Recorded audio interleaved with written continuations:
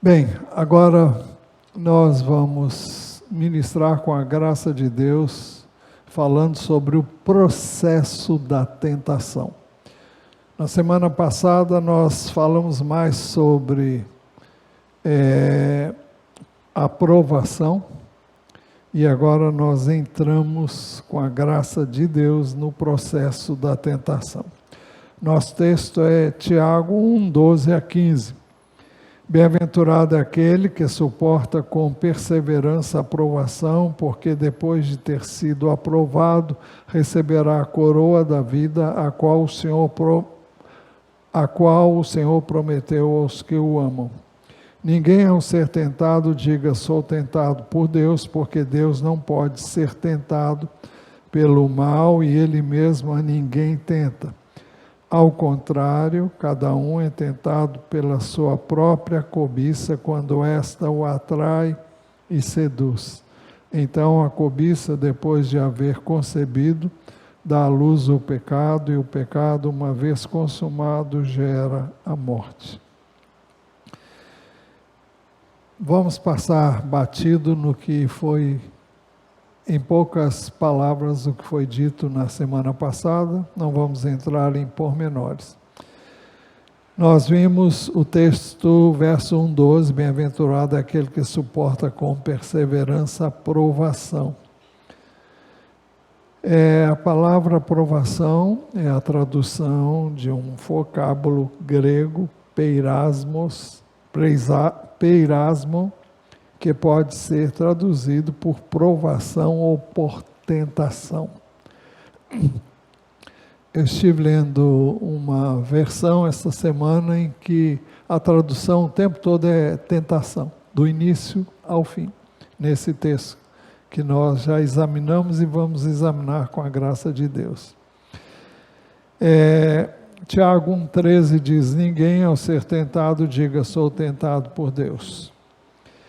A palavra tentado é a tradução do mesmo vocábulo, peirasmo, que no verso 12 foi traduzido por provação, mas aqui é traduzido por tentação. O mesmo acontece no verso seguinte, verso 14, ao contrário, cada um é tentado pela sua própria cobiça, quando essa o atrai e seduz. Então, peirasmo também é traduzido por tentação na oração que Jesus nos ensinou a fazer, quando Ele nos ensinou a orar dizendo: e não nos deixes cair em tentação. Da mesma raiz grega é a palavra usada para referir-se à tentação de Jesus, que é registrada no Evangelho de Mateus, capítulo 4, de 1 a 11, e também em Lucas. Assim, peirasmo designa toda e qualquer espécie de provação, tribulação ou tentação. Na forma verbal, significa provar, testar, tentar ao pecado. A palavra ainda serve para descrever acontecimentos como retrocessos, derrotas, perseguições por causa de Cristo, oposição feita pelo inferno com a finalidade de levar o crente a cair. A Bíblia afirma: bem-aventurado é aquele que suporta com perseverança a provação. Ninguém, ao ser tentado, diga: sou tentado por Deus, porque Deus não pode ser tentado pelo mal e Ele mesmo a ninguém tenta.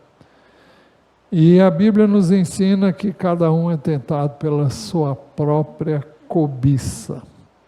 Ao contrário, cada um é tentado pela sua própria cobiça, quando esta o atrai e seduz. O que é a cobiça? A cobiça é um desejo ilícito. Satanás investe em trazer-nos desejos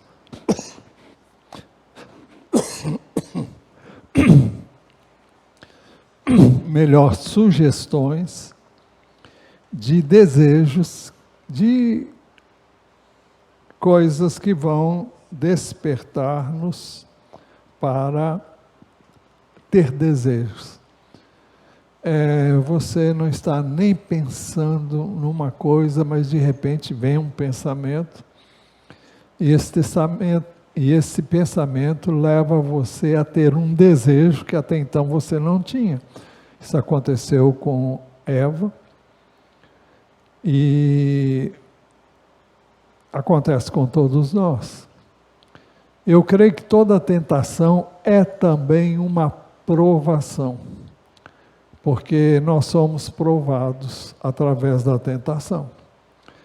O diabo está aí para fazer o papel dele, e a nós cabe rejeitar e discernir e resistir. Satanás então investe nos desejos ilícitos, que ele sabe você abriga, eu abrigo, qualquer um de nós abriga. Satanás faz marketing do que ele tem para oferecer a cada um que se deixa levar por ele. Satanás irá sugerir 1000 planos para você satisfazer desejos ilícitos que ele mesmo insufla e joga no seu coração. Ele fez isso com Jesus, por que ele não vai fazer conosco, não é? Então, ser tentado não é pecado. Eu vou repetir, ser tentado não é pecado. O pecado é alimentar a tentação e ampliar essa tentação, é pensar nisso, é permitir que a sua mente viaje.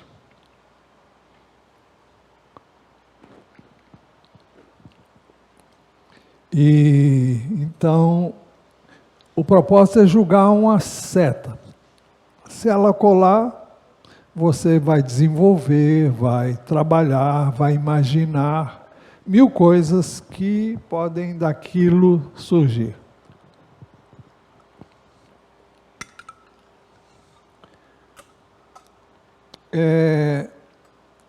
Então, ser pecado não é ser tentado não é pecado. Pecado é alimentar a tentação, abrindo espaço que leva você a pecar contra Deus. Vamos ver isso em Gênesis 3, de 1 a 6. Mas a serpente mais astuta que todos os animais selvagens que o Senhor tinha feito, disse à mulher: é verdade que Deus disse, não comam do fruto de nenhuma árvore do jardim? É uma pergunta que ele está fazendo, embora a minha entonação não tenha sido tão perfeita. A mulher respondeu à serpente: do fruto das árvores do jardim podemos comer. Então ele sugeriu uma coisa que não era verdade. Deus não proibiu comer de tudo, mas ela então reprisou isso. Mas ela acrescentou no verso 3, mas do fruto da árvore que está no meio do jardim, disse Deus, vocês não devem comer dele, nem tocar nele, para que não venham a morrer. Então a serpente disse à mulher: é certo que vocês não morrerão, porque Deus sabe que no dia em que dele comerem, os olhos de vocês se abrirão, e como Deus, vocês serão conhecedores do bem e do mal. Vendo a mulher que a árvore era boa para se comer, agradável aos olhos, e árvore desejável para dar entendimento, tomou do seu fruto e comeu, e deu também ao marido, e ele comeu. Então, vejam, a tentação traz com ela a mentira e o engano. Primeiro, ele sugeriu que queria testar se Eva realmente sabia aquilo que Deus havia dito, porque Deus havia dito isso não a ela, mas ao homem.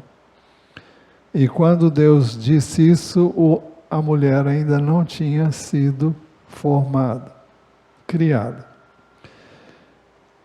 Então a tentação traz com ela a mentira e o engano. No verso 4, no final do verso, diz assim: é certo, ele respondeu, é certo que ela disse que Deus havia dito que se comessem. Eu queria que desligasse aqui, por favor.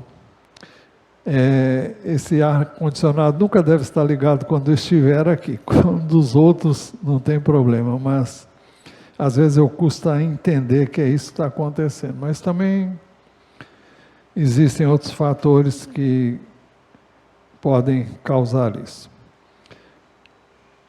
Então, ela disse que o Senhor havia dito que se comessem do fruto daquela árvore, que Deus havia dito para não comer, eles morreriam. Agora vejam a mentira de Satanás. Ele disse, é certo que vocês não morrerão. Ele falou com tanta convicção que normalmente quando alguém vem e diz algo contrário ao que você sabe é o certo, você fica balançado.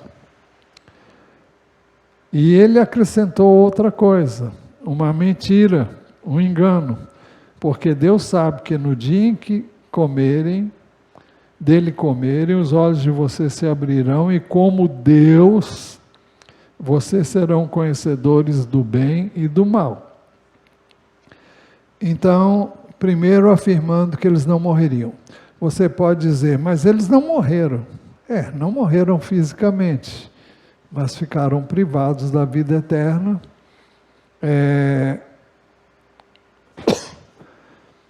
Do acesso à árvore da vida que lhes daria vida eterna.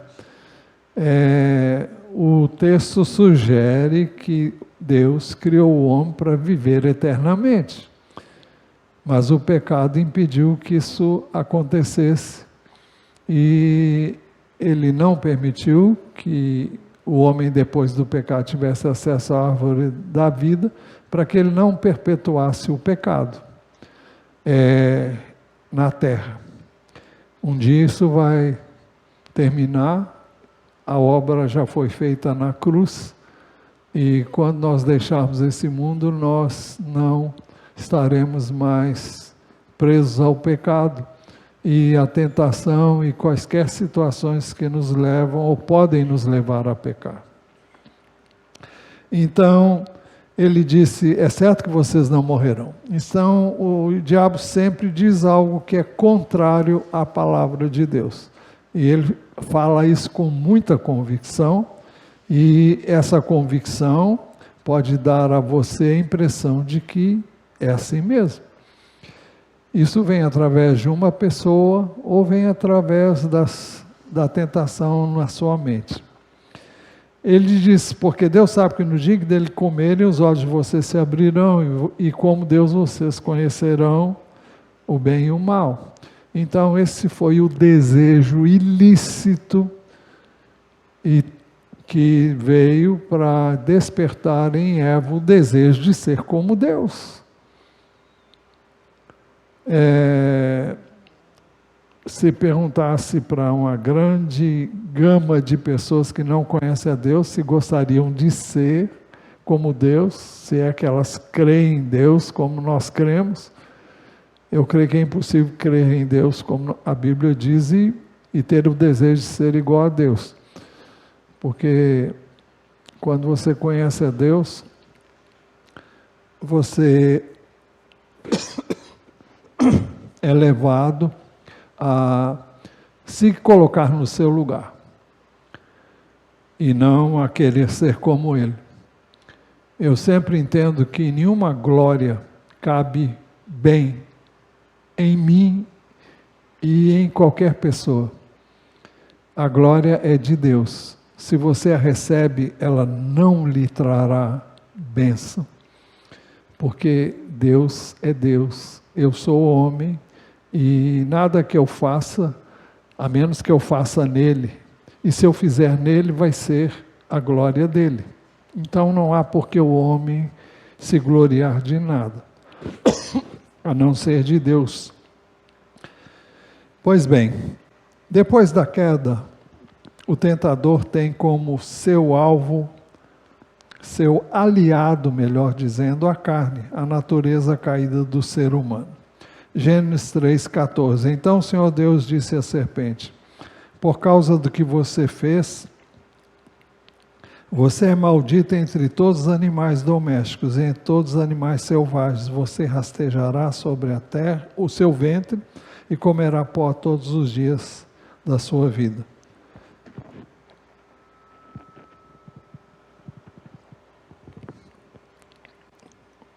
Nós sabemos que a serpente não come pó. Se entendemos isso aqui como uma linguagem figurada, nós vamos entender que o alimento que Deus daria à serpente seria a carne humana, ou seja, a natureza humana. E quando nós damos vazão à carne, nós pecamos. Quando nós cedemos ao desejo de fazer algo que é ilícito, nós pecamos. E é aí que Satanás tem brecha e oportunidade para agir, até possuir alguém, ou até oprimir alguém, ou encontrar espaço para você expressar inúmeras coisas que ele só pode fazer. Ele só pode fazer porque ele é mau. E você vai dizer coisas que não são legais, você vai ficar irado, vai soltar os cachorros em cima de alguém, vai ter dificuldade de perdoar e assim por diante.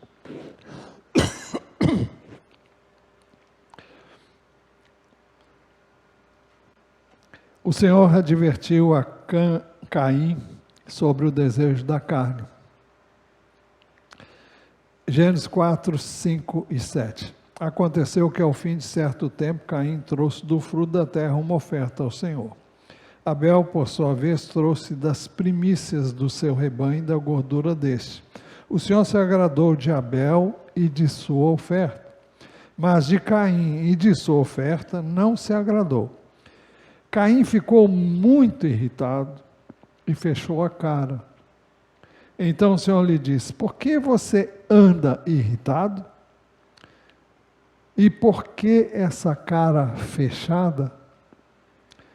Se fizer o que é certo, não é verdade que você será aceito? Mas se não fizer o que é certo, eis que o pecado está à porta, à sua espera. O desejo dele será contra você, mas é necessário que você o domine. A nossa carne tem desejos que nós precisamos dominar, porque os desejos da carne são contra nós e nos levam a pecar e a nos vermos privados da comunhão com Deus se somos crentes.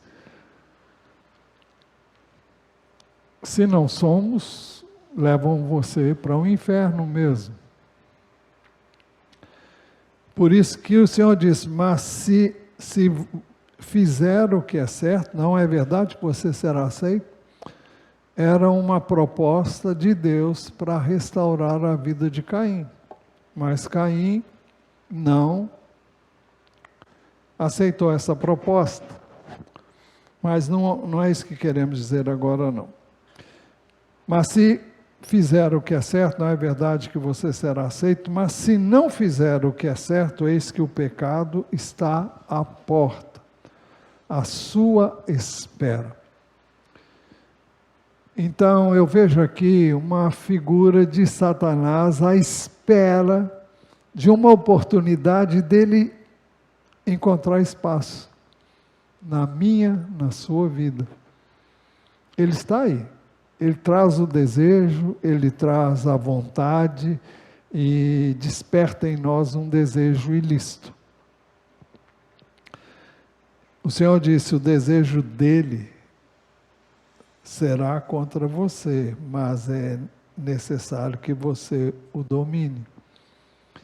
Então, o pecado é um desejo que vai ser contra nós.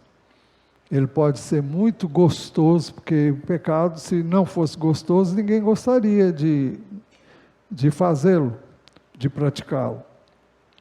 Mas ele traz um final muito triste. A Bíblia classifica os desejos ilícitos em 3 categorias.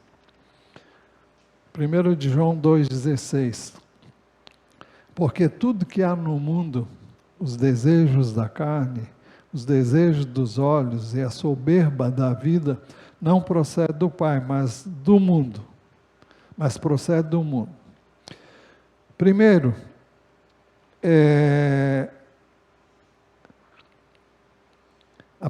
o primeiro é o desejo da carne. Aí tem um erro, tem um CA ali, mas é da carne. Os desejos da carne. Porque tudo que há no mundo, os desejos da carne, não procede do Pai, mas procede do mundo. Existem desejos legítimos, tais como comer, beber, vestir-se, dormir, recrear-se, descansar, ter sexo com seu cônjuge. Nada disso é pecado e nada disso é errado. Agora, existem desejos ilícitos tais como comer do fruto proibido, transformar pedras em pães, lembra da tentação de Jesus? Vestir-se inadequadamente, transar fora do casamento, prostituir-se, adulterar, perverter-se, transar com pessoa do mesmo sexo, fornicar, mentir, ociosidade, tudo isso são desejos ilícitos. Então, eles são bem semelhantes aos desejos lícitos, só que são lícitos dentro de um contexto. Dentro do contexto errado, ele é pecado e se torna em transgressão.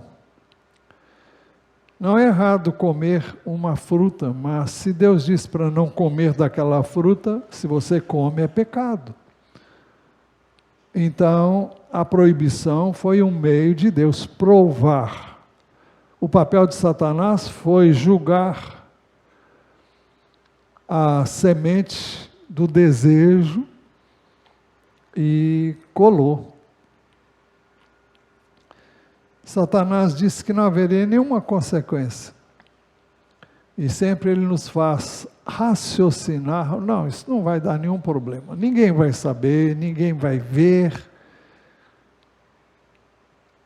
E ele acenou com muitas vantagens. E veja o que aconteceu. Eva olhou para a árvore do conhecimento do bem e do mal com desejo da carne. Vendo a mulher que a árvore era boa para se comer. Nada errado em comer uma coisa boa, mas comer o que Deus diz para não comer. Então, vendo a mulher que a árvore era boa para se comer, tomou do seu fruto e comeu. A Bíblia classifica os desejos em 3 categorias. Vamos para a segunda, ou segundo, o desejo dos olhos. Porque tudo que há no mundo, os desejos dos olhos, não procede do Pai, mas procede do mundo. Eclesiastes 1:8, a segunda parte desse verso diz que os olhos não se fartam de ver. Nós estamos sempre querendo uma novidade, ver algo novo, algo diferente. Isso não é errado, mas às vezes nós colocamos nossos olhos em algo que Deus vetou para nós. Por que Ele vetou? Porque não ia dar certo se a gente fizesse aquilo. Deus não é um Deus castrador, Deus é um Deus que sabe o que eu e você podemos e devemos fazer.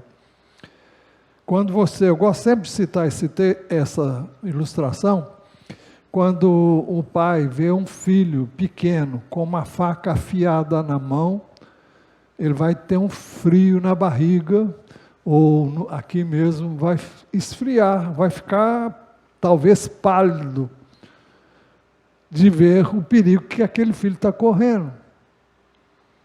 Então, a proibição é como um pai sente em relação ao filho que ele sabe não está pronto para lidar com aquela situação.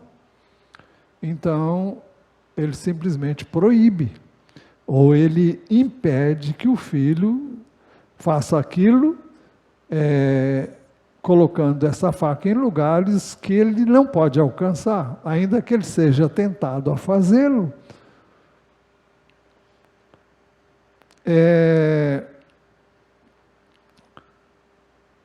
O desejo é o desejo de ter e consumir. Por isso que Eclesiastes diz que os olhos não se fartam de ver. Quem tem, quer ter mais. Quem consegue atingir um alvo, tem um prazer enorme quando atinge o alvo, mas depois, já consegui, não tem mais graça. Aí vai em busca de outra coisa. Quem tem muito dinheiro não se farta de buscar dinheiro.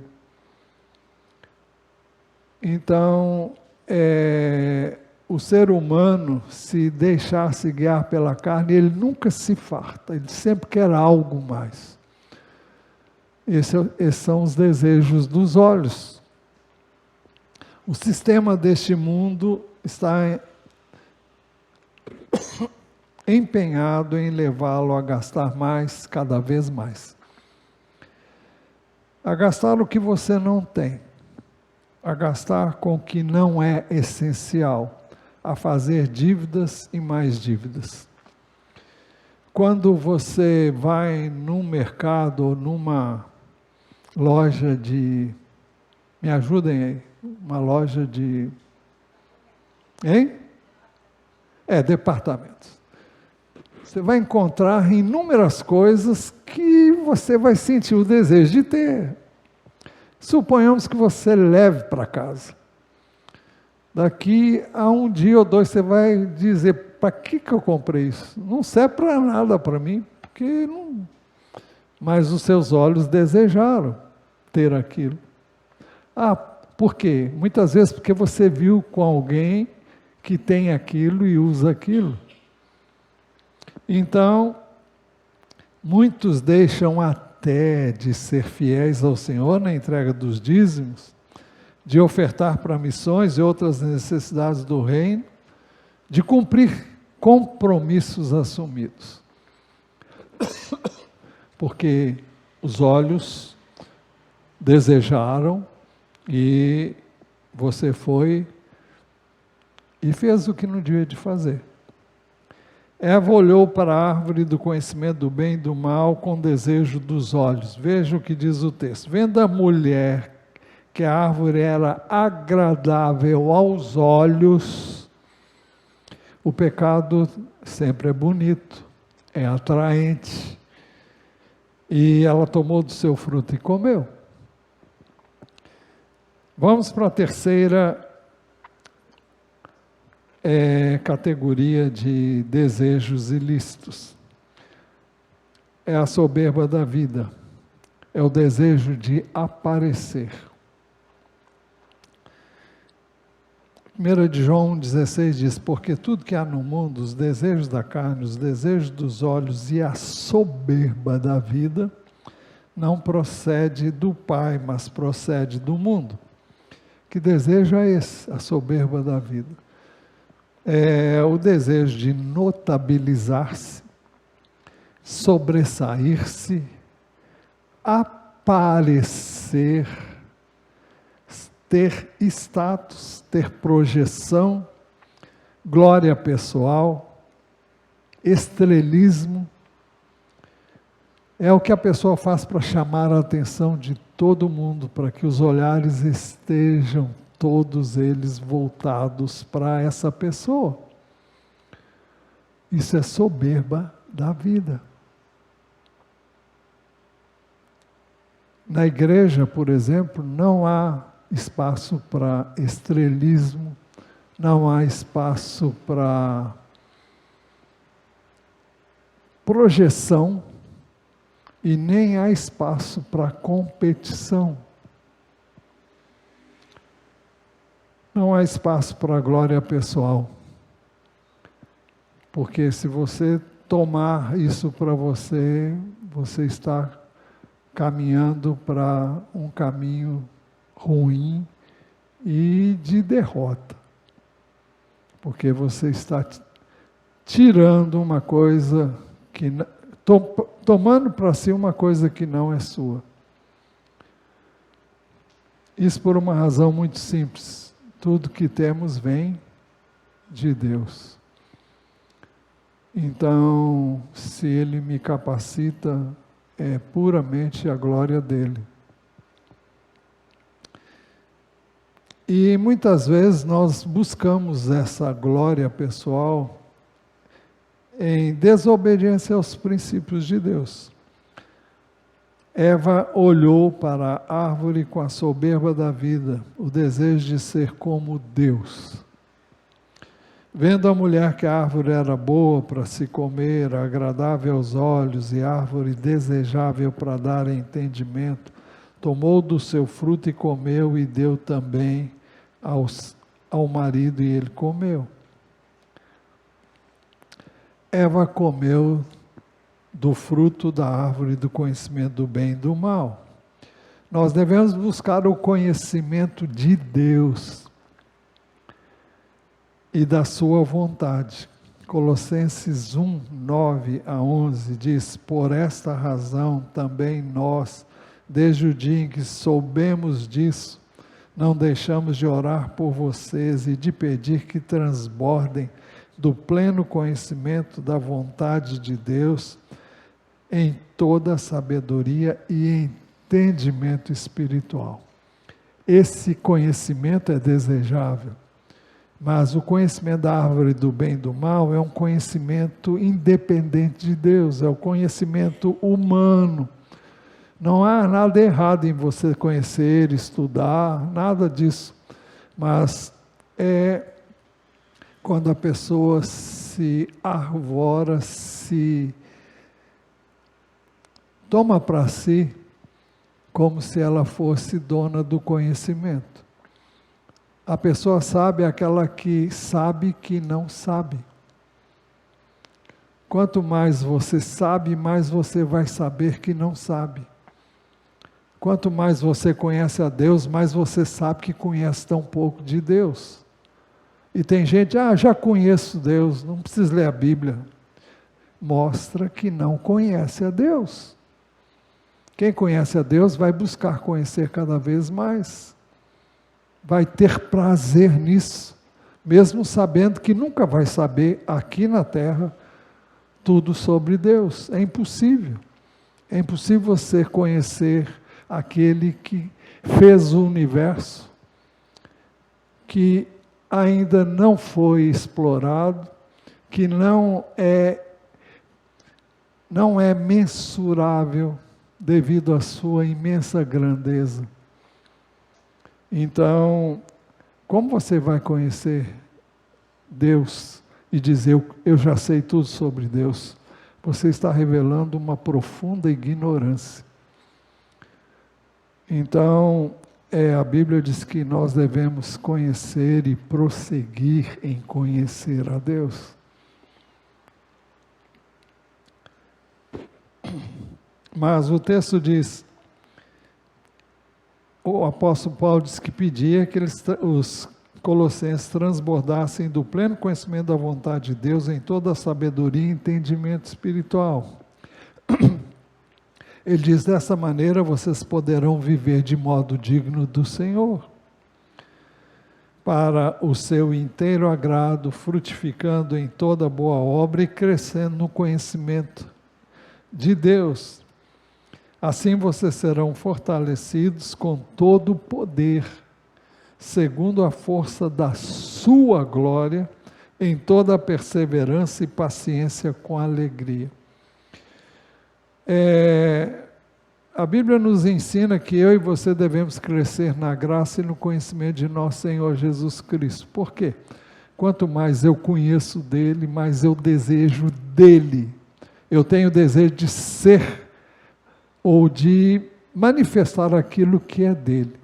Agora, é muito importante que nós saibamos que eu nunca vou ser como ele foi. Então, eu não tenho que buscar melhorar. Eu tenho que buscar que ele tome mais da minha vida. Quanto mais ele tem da minha vida, mais eu vou manifestar a vida dele. Não é o que eu sou capaz de fazer, é o que eu sou capaz de abrir mão para que ele tome. Ele não pode encher um vaso cheio. É preciso que eu me esvazie. Eu sei que você já ouviu isso em algum lugar, muitas vezes. Mas é preciso que você sinta que o que você tem não satisfaz, que o conhecimento que você tem não é bastante, e você quer mais dele, você quer mais dele mesmo. Então, não é você, é ele em você, e à medida que ele vem e encontra espaço na sua vida, não há espaço para você, há espaço para ele. As pessoas vão ver que é ele. E às vezes, depois de uma mensagem, algumas pessoas dizem que querem me abraçar. Tudo bem. Mas eu fico cá com os meus botões pensando, não estou falando nada de errado para quem faz isso não, tá? Mas muitas vezes o que as pessoas veem não é o que o Paulo é. Né, Ana Bia? Você sabe disso, não sabe? Então, o que elas veem é o que o Senhor manifesta. Então, a glória é dele. Eu tinha um pastor que eu amei bastante lá em Brasília, mas nunca soube dizer isso. Já disse, fui uma vez pregar lá na igreja e a primeira mensagem foi para confessar que eu amava esse pastor, era o aniversário dele, mas nunca tinha conseguido. E ali eu senti liberdade para dizer que eu amava, porque ele era uma pessoa difícil, ele era muito... Vocês acham que eu sou introspectivo e sou mesmo. Você põe isso 10 vezes mais nele. Mas ele era um homem de Deus. Falo disso emocionado. Ele está na glória, mas esse homem, quando assumia o púlpito, era totalmente diferente. Eu gostava dele humano.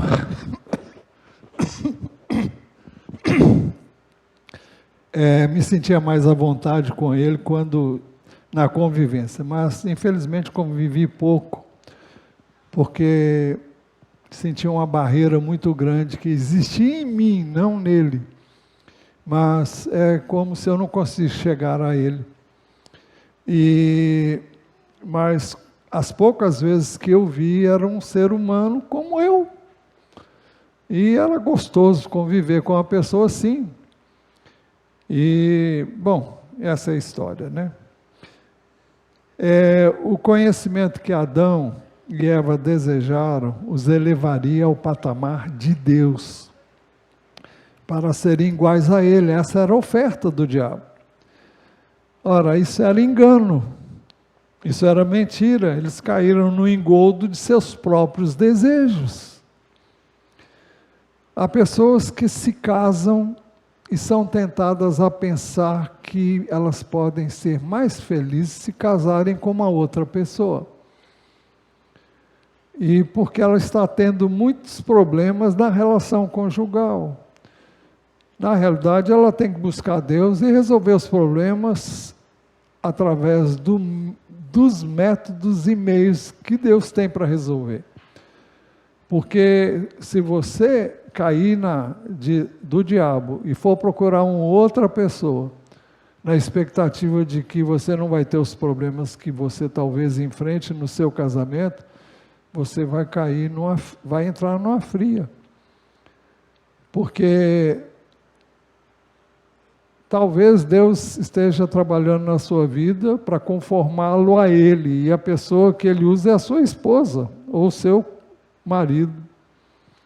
Então, cabe a você ter a reação que Deus quer naquela relação, para que o cônjuge mude. Mas o cônjuge não vai mudar, porque você vai exigir que ele mude.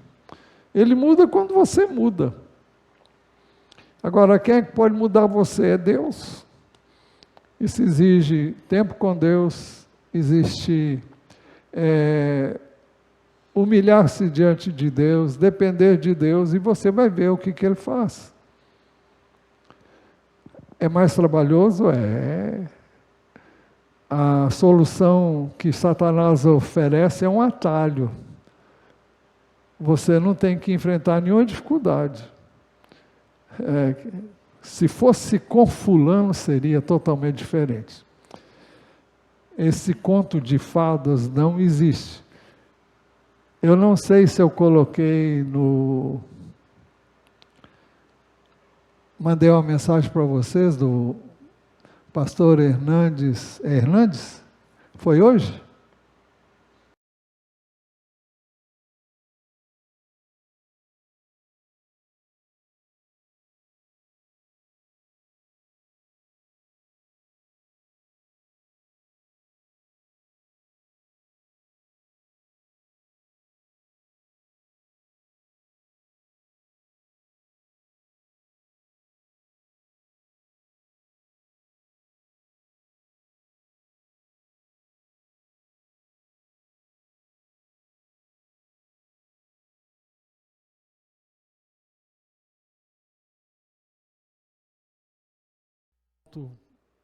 Onde as pessoas veem alguma coisa de vontade de ser, como?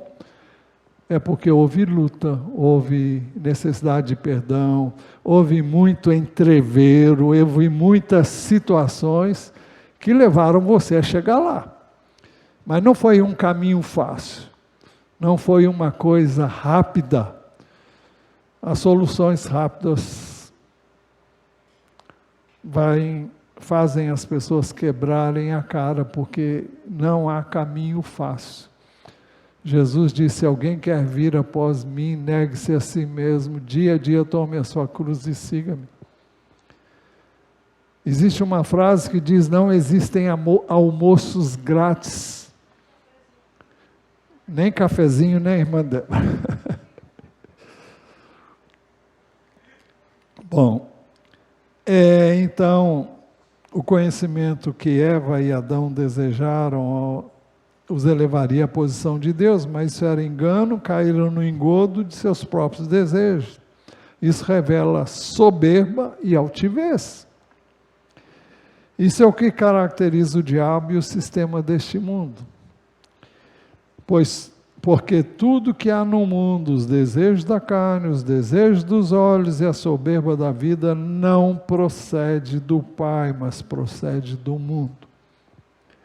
Por isso a Bíblia afirma: cada um é tentado por sua própria cobiça. Ao contrário, cada um é tentado pela sua própria cobiça quando essa o atrai, é sempre atraente e seduz. Mas o processo da tentação tem 4 etapas, e eu vou acelerar aqui. Primeira etapa: cada um é tentado pela sua própria cobiça quando essa o atrai e seduz. O diabo arma o laço, a armadilha, o alçapão, e coloca a isca, ou a minhoca no anzol, o milho ou alpiste no alçapão para os passarinhos, a carne para o animal faminto ser preso naquela armadilha, e o queijo para o rato cair na ratoeira. Então, é uma armadilha. E ele vive armando, para mim e para você, o tempo todo. Sempre trazendo coisas fáceis. O diabo prepara a sua armadilha baseando-se na cobiça de cada um. Provérbios 7, 6 a 20. Porque da janela da minha casa, olhando pela grade, vi entre os ingênuos e descobri entre os jovens um que não tinha juízo. Ele ia e vinha pela rua, à esquina da mulher estranha. Mulher estranha é que não é a mulher dele, né? E seguiu o caminho da casa dela. No crepúsculo, ao anoitecer, na escuridão da noite, nas trevas, eis que a mulher lhe saiu ao encontro, com roupas de prostituta e astúcia no coração. É espalhafatosa e inquieta, os seus pés não param em casa. Ora está nas ruas, ora nas praças, espreitando por todos os cantos. Ela agarrou o jovem e o beijou, e com o maior descaramento lhe disse: eu tinha de oferecer sacrifícios pacíficos, hoje paguei os meus votos. Isso significa que ela tinha carne em casa. O sacrifício pacífico você oferece a Deus, depois pode comer. Por isso saí ao seu encontro, vim procurá-lo e agora o encontrei. Já cobri as coxas da minha cama de linho fino do Egito, de várias cores. Já perfumei o meu leito com mirra, aloés e cinamono. Venha, vamos nos embriagar com as delícias do amor. Até o amanhecer gozemos amores. Porque o meu marido não está em casa. Saiu de viagem para longe. Levou consigo uma bolsa cheia de dinheiro. Não voltará para casa antes da lua cheia. Essa é a conversa mole do tentador. Através daqueles que estão ao seu serviço. Atraída pela própria cobiça, a pessoa tentada se deixa seduzir. Provérbios 7, 21 diz assim: ela o seduziu com as suas muitas palavras, com as lisonjas dos seus lábios o arrastou. A segunda etapa, a cobiça concebe o pecado. Então a cobiça, depois de haver concebido, ele vai com a mulher do outro como um boi que vai para o matadouro, como um animal que corre para a armadilha que lhe foi armada. Provérbios 7, 22. E no instante ele a seguiu, como um boi que vai para o matadouro, como um animal que corre para a armadilha. Ele vai como uma ave que corre para dentro do alçapão. Ele era como a ave que corre para dentro do alçapão, diz o verso seguinte. Então, ele já entrou na casa dessa mulher, ou vai entrar agora, não sei. Vamos ver aqui. Terceira etapa. A cobiça depois de haver concebido, dá à luz o pecado. Até então, acho que ele ainda não entrou, acho que ele vai entrar na casa agora. Tiago diz, então a cobiça, depois de haver concebido, dá à luz o pecado. Nesse caso, terá acontecido quando este jovem entrou na casa daquela mulher e coabitou com ela. Até então, ela convenceu, seduziu, agora ele entra na casa dessa mulher. Como uma ave, esse jovem entrou para dentro do alçapão e comeu os grãos que ali estavam para atraí-lo para dentro desse alçapão. Logo vem a última etapa, logo após o pecado. Quarta etapa, o pecado, uma vez consumado, gera a morte. E o pecado, uma vez consumado, gera a morte. A cobiça, uma vez consumada, leva à morte. Vamos ver Provérbios 7, 22 e 23. E no instante ele a seguiu, como um boi que vai para o matadouro, como um animal que corre para a armadilha, até que uma flecha lhe atravesse o coração. Ele era como uma ave que corre para dentro do alçapão, sem saber que isso lhe custará a vida. O contexto desse provérbio é o de que o marido vai saber e ele vai tirar isso a limpo. E os irmãos sabem que naquele contexto, e hoje também, né, se alguém souber, as pessoas traídas são capazes de tirar a vida da pessoa que traiu com a mulher e às vezes da própria mulher também. Como é que chama isso aí? É feminicídio, é crime passional, né? Tá bom.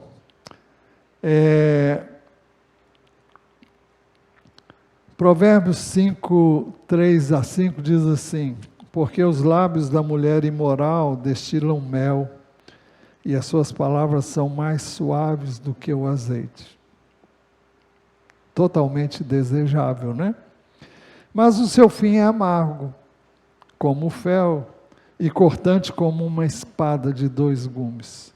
Os seus pés descem para a morte, os seus passos conduzem para o inferno. E aí que está o problema. Você não pode fazer uma coisa dessa sem sofrer as consequências. Quer de maneira física, material, você arruína a sua vida, arruína a vida da sua família, e se você não se converter de fato a Jesus, você vai para o inferno. Não só por causa desse, mas por causa de outros pecados também, porque você é pecador. Como eu sou e todos nós somos. A diferença é que nós nos abrigamos em Jesus para não pecar. Eu não digo para você que eu não peco. Ana Bia sabe. Provérbios 5, 20 a 23. Quanto ao ímpio, as suas iniquidades o prenderão, e com cordas do seu pecado será detido. Ele morrerá pela falta de disciplina e pelo excesso de sua loucura, sai cambaleando por aí. Tem um texto que ajuda a gente a entender como essas coisas acontecem. Provérbios 23, 29 a 35, diz assim: para quem são os ais? Para quem são os pesares? Para quem são as rixas? Para quem são as queixas? Para quem são os ferimentos sem motivo e para quem são os olhos vermelhos? Para os que se demoram em beber vinho, para os que andam buscando bebida misturada. Por que fazem isso? Porque querem ter uma experiência, né? E hoje nós podemos pensar nas drogas também. Não olhe para o vinho quando se mostra vermelho, quando resplandece no copo e desce suavemente. Pois no fim morderá como a cobra e picará como a víbora. Os seus olhos verão coisas esquisitas e o seu coração o levará a dizer coisas perversas. Você será como que se deita no meio do mar e como que se deita no alto do mastro do navio. Você dirá: fui espancado, mas não doeu.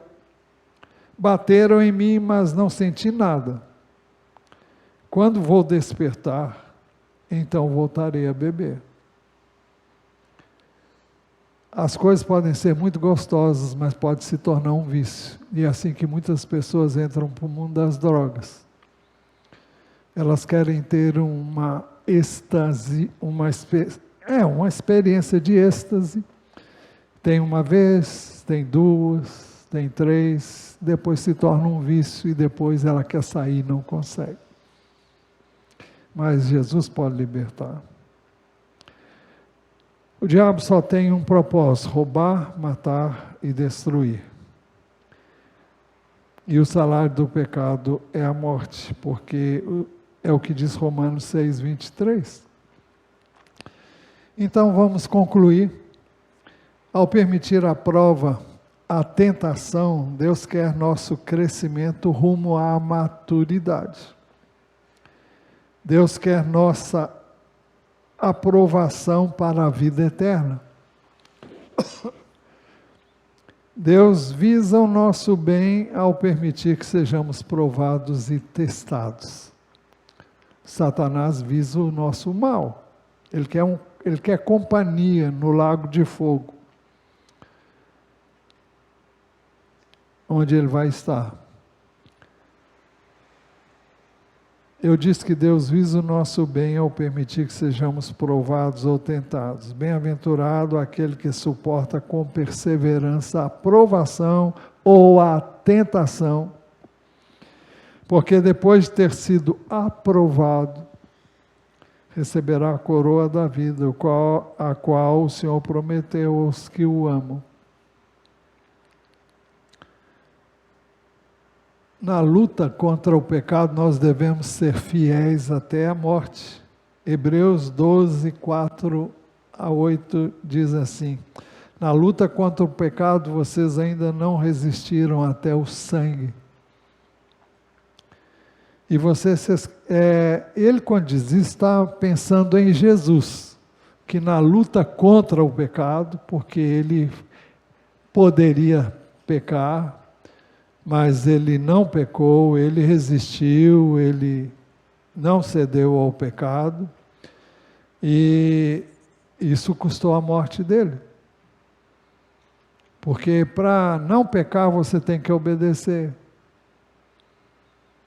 E ele obedeceu até a morte, e morte de cruz, pelo que Deus o exaltou sobremaneira, e lhe deu o nome, vocês conhecem, sobre todo o nome.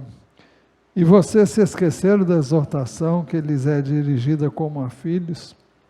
Filho meu, não despreze a correção que vem do Senhor, nem desanime quando você é repreendido por Ele.